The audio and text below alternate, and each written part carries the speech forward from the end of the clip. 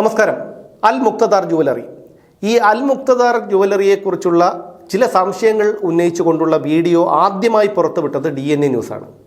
കാരണം മലയാളത്തിലെ ദിനപത്രങ്ങളിലെ മുൻ പേജിലടക്കം കളർ പരസ്യം നൽകുമ്പോൾ എത്ര കോടി രൂപയാണ് ചിലവാകുന്നത്, ഒരു സ്ഥാപനത്തിന് ചിലവാകുന്നതെന്ന് നമുക്ക് ഊഹിക്കാവുന്നതേയുള്ളൂ. ഞങ്ങളതൊക്കെ ഈ പത്രം ഓഫീസുകളിൽ വിളിച്ച് ചോദിച്ചുറപ്പ് വരുത്തിയിട്ടാണ് ആ വീഡിയോ ചെയ്തത്.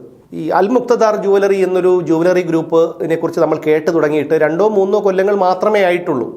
അതിനുശേഷമാണ് അൽ മുക്തദാർ ജുവലറി ഈ പത്രങ്ങളിലൊക്കെ ഇത്രയധികം വലിയ പരസ്യങ്ങൾ കൊടുത്തത്. അൽ മുക്തദാർ ജുവലറിക്ക് മുൻപേ പതിറ്റാണ്ടുകളുടെ പാരമ്പര്യമുള്ള പല ജുവലറികളും ഇവിടെയുണ്ട്. അവരൊക്കെ സ്വർണ്ണ ബിസിനസ് രംഗത്തൊക്കെ മുടിചൂടാൻ മന്നന്മാരായി നിൽക്കുകയാണ്. ആലുക്കാസും ജോസ്കോയും ഭീമയും അടക്കമുള്ളവർ. അതുപോലെ തന്നെയാണ് ഈ കുറച്ച് വർഷങ്ങളെ ആയിട്ടുള്ളൂവെങ്കിലും മലബാർ ഗോൾഡും നല്ല രീതിയിൽ തന്നെ മുന്നോട്ട് പോയിക്കൊണ്ടിരിക്കുന്ന സ്ഥാപനങ്ങളാണ്. പക്ഷേ അവരിൽ നിന്നെല്ലാം വ്യത്യസ്തമാണ് അൽ മുക്തദാറിൻ്റെ സ്ഥിതി. അൽ മുക്തദാറിൻ്റെ ഉടമസ്ഥനായ അബ്ദുൽ സലാമിനെ കുറിച്ച് തിരുവനന്തപുരത്തുകാർക്ക്, പ്രത്യേകിച്ച് ചാലയിലെ കച്ചവടക്കാർക്ക് നന്നായിട്ട് അറിയാമായിരിക്കും. കാരണം അദ്ദേഹം ഒരു വഴിവാടി കച്ചവടക്കാരനായിരുന്നു. പിന്നീട് അതിൽ നിന്ന് പർദ്ദ കച്ചവടത്തിലേക്ക് വന്നു. പിന്നീട് അദ്ദേഹത്തെ കാണാതായെന്ന് വെച്ചാൽ അദ്ദേഹം വിദേശത്തോ മറ്റോ ജോലിക്കൊക്കെ പോയി. പിന്നീട് ഉദയം ചെയ്യുന്നത് ഈ തരത്തിലാണെന്നാണ് ഈ ചാലയിലുള്ള ചിലർ തന്നെ പറഞ്ഞു കേട്ടിട്ടുള്ളത്. എന്തായാലും അൽ മുക്തദാർ ഇങ്ങനെ പരസ്യം നൽകുമ്പോൾ അതിനുവേണ്ടി ചിലവാക്കുന്നത് കോടിക്കണക്കിന് രൂപയാണെന്ന് മനസ്സിലാക്കാൻ ഒരുപാട് ബുദ്ധിയൊന്നും വേണ്ട.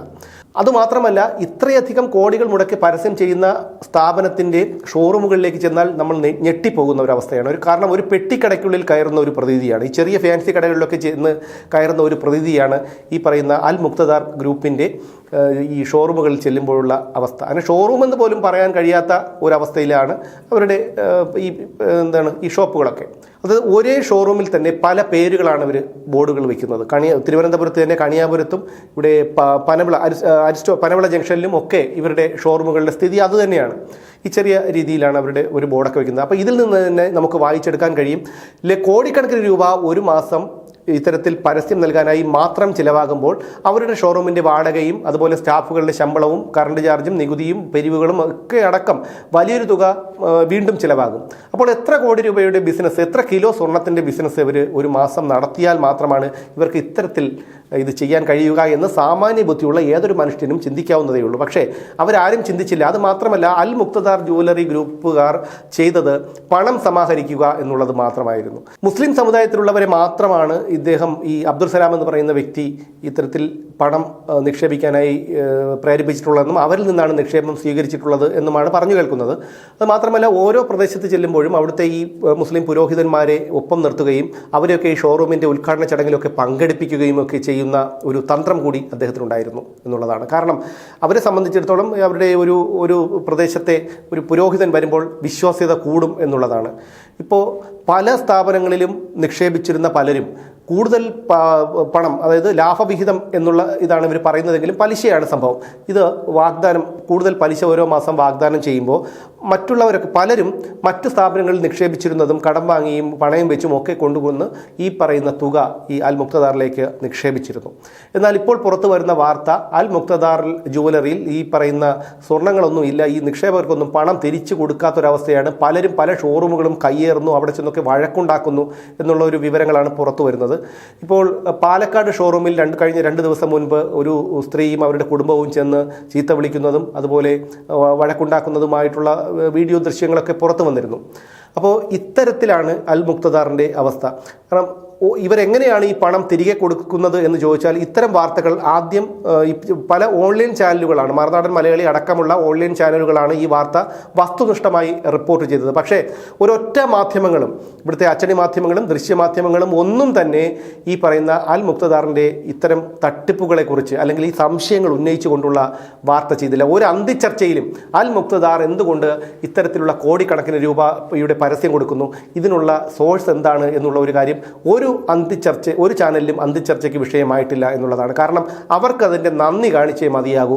അതുകൊണ്ട് അവരതിനെക്കുറിച്ച് വേണ്ടിയില്ല, അവരെ കുറ്റം പറയാൻ കഴിയില്ല. കാരണം ഈ വാർത്ത ഓൺലൈൻ മാധ്യമങ്ങളിലൂടെയുള്ള ഈ വാർത്തകൾ പുറത്തു വന്നതിന് ശേഷമാണ് ഈ പലരും ചിന്തിച്ചു തുടങ്ങിയത്, എങ്ങനെയാണ് ഇത്രയധികം പണം, ഇത്രയധികം പരസ്യം കൊടുക്കാനുള്ള വരുമാനം എങ്ങനെയാണ് ഈ പറയുന്ന അൽ മുക്തദാർ ജുവലറിക്ക് ഉണ്ടാകുന്നത്. അത് മാത്രമല്ല, സാധാരണ സ്വർണ്ണക്കടകളിലൊക്കെ വലിയ ഷോറൂമുകൾ വയ്ക്കുമ്പോൾ ഒരു ഷോറൂമിൽ തന്നെ പല പേരുകൾ, അൽ എന്ന് ആദ്യം വരുന്ന പേരുകൾ, ഇതൊക്കെ മുസ്ലിം മുസ്ലിം വിശ്വാസികളെ ആകർഷിക്കാനുള്ള അബ്ദുസലാമിൻ്റെ ഒരു തന്ത്രം മാത്രമായിരുന്നു.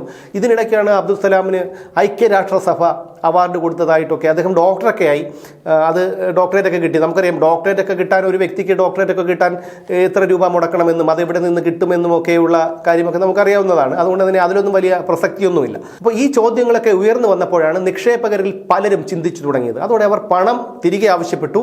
തിരികെ ആവശ്യപ്പെട്ടപ്പോഴും പുതിയതായി നിക്ഷേപിക്കുന്നവരുടെ പണം എടുത്ത് പഴയ ആൾക്കാർക്ക് മടക്കി കൊടുക്കുന്ന ഒരു രീതിയാണ് അവലംബിച്ചിരുന്നത്. പക്ഷേ അത് എത്ര കാലം മുന്നോട്ട് പോകും? ഒരുപാട് കാലമൊന്നും മുന്നോട്ട് പോകാതെ വന്നതോടെ ഈ നിക്ഷേപകർ പണം നിക്ഷേപിക്കുന്നത്, പലരും പുതിയ ആൾക്കാർ പണം നിക്ഷേപിക്കുന്നത് നിർത്തലാക്കുകയും നിക്ഷേപിച്ചിരുന്ന പഴയ ആൾക്കാർ പണം മടക്കി ചോദിക്കുകയും ചെയ്തതോടുകൂടിയാണ് ഈ അൽ മുഖ്തദാർ ജുവലറി പ്രതിസന്ധിയിലായത്. ഒരാഴ്ച മുൻപ് മറുനാടൻ ഉൾപ്പെടെയുള്ള മാധ്യമങ്ങൾ, ഓൺലൈൻ മാധ്യമങ്ങൾ വാർത്ത ചെയ്തപ്പോൾ അതിൻ്റെ MD ആയ ചെയർമാൻ അബ്ദുസലാം അദ്ദേഹം വിശദീകരണവുമായി വന്നിട്ടുണ്ടായിരുന്നു. അത് അൽ മുഖ്തദാർ ജുവലറി തകർച്ചയിലൊന്നുമല്ല, ഇത്തരത്തിൽ വ്യാജ വാർത്തകൾ പടച്ചുവിടുന്നവർക്കെതിരെ കർശനമായ നടപടിയെടുക്കുമെന്നൊക്കെയാണ് അദ്ദേഹം മാധ്യമങ്ങളിലൂടെയൊക്കെ പറഞ്ഞത്. അതെന്തോ ആയിക്കോട്ടെ, ഈ സംശയങ്ങൾ മാത്രമാണ് ഉന്നയിച്ചത്. പക്ഷേ ആ സംശയങ്ങളൊക്കെ ശരിയായിരുന്നു എന്നുള്ള വാർത്തകളാണ് ഇപ്പോൾ പുറത്തു വരുന്നത്. പല ഷോറൂമുകളിലും ഇത്തരത്തിൽ ആൾക്കാർ കയ്യേറുകയും അവിടെ ചെന്ന് ബഹളമുണ്ടാക്കുകയും ഒക്കെ ചെയ്യുന്ന ഒരു രീതിയാണ്. കാരണം മുമ്പ് കേരളത്തിൽ ആട്, തേക്ക്, mangium, total for you, crypto currency, അതുപോലെ റൈസ് പുള്ളർ, ഇങ്ങനെ പല തട്ടിപ്പുകളും നടന്നിട്ടുള്ളൊരു സംസ്ഥാനമാണ്. എത്ര കിട്ടിയാലും പഠിക്കാത്ത ഒരു വിഭാഗമാണ് മലയാളികൾ. എന്നാൽ പറയുന്നതോ പ്രബുദ്ധരെന്ന്.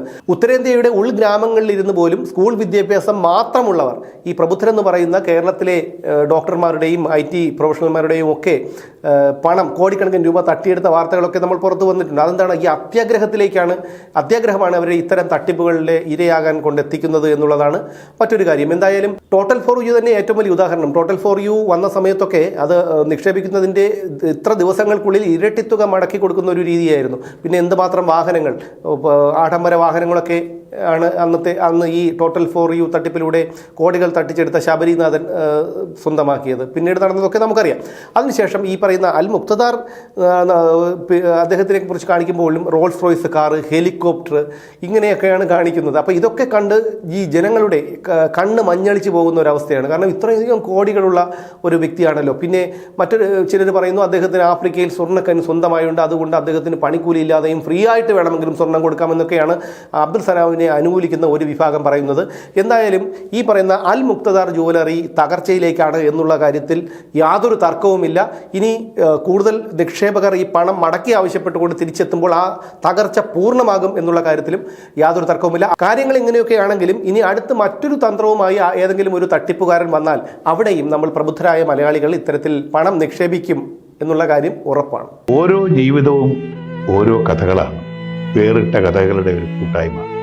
വേണമെങ്കിൽ നമുക്കതിനെ ഒരു നോവലെന്ന് പേരിടാം. അതുപോലൊരു നോവലല്ലേ നിങ്ങളുടെ ജീവിതവും? എന്താ, ശരിയല്ലേ?